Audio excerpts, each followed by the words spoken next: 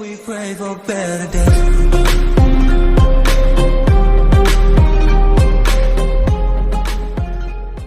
Father Kentenich didn't die. He did recover.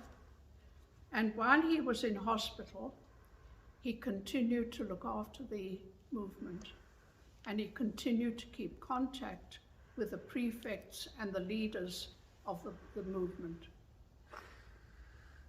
These 3 young men must have gone home to their parishes and talked about what was going on in Schoenstatt, and they awakened interest. And this is exactly how Schoenstatt grows still today. It's from person to person. We do not advertise. It has to go from one person to the next. But by the 1920s, it was so big that at the end of 1920, the Schoenstatt people and the Palatine Fathers had to build a very, very big house, which you can see when you go to Schoenstatt, on the opposite side above the shrine. And that was the movement house. It's where Father Kentenich gave all the retreats and talks. So far we've talked only about gentlemen. And what happened? How did the women get in? As I told you, one of the soldiers met a young nurse in the hospital, in the field hospital, and she became so impressed by the way this young man behaved, how he lived his spiritual life in the horrors of the war, that she also began to say, "Where did you come from? What's all this about?"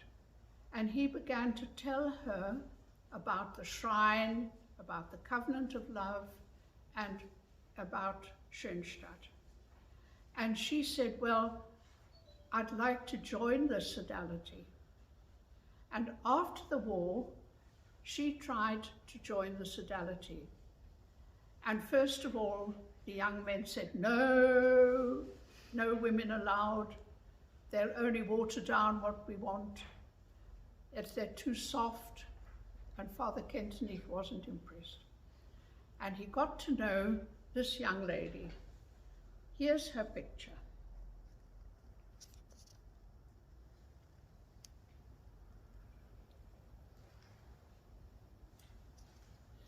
She was Gertrude von Bouillon, a noble lady. She was actually Lady Gertrude von Bouillon. Her father was a duke, and she lived in Augsburg, but she volunteered to join the Red Cross nurses. She wasn't trained, but she learned, and she became a very, very popular nurse among the wounded soldiers. She also tried very hard to help them to live their spiritual lives, their religious lives. She started a choir, she had May devotions, which they all attended with great pleasure, and she did everything she could to make the lives of the soldiers really as happy as possible. And after the war, she also began to knock on the doors of Schoenstatt and say, "Let us in." And she and her cousin, Marie Christine, wanted to join the sodality. And Father Kentenich said, "Well, we'll have to start something specially for women." And he started what he called the Apostolic League. That was a first step before the Federation.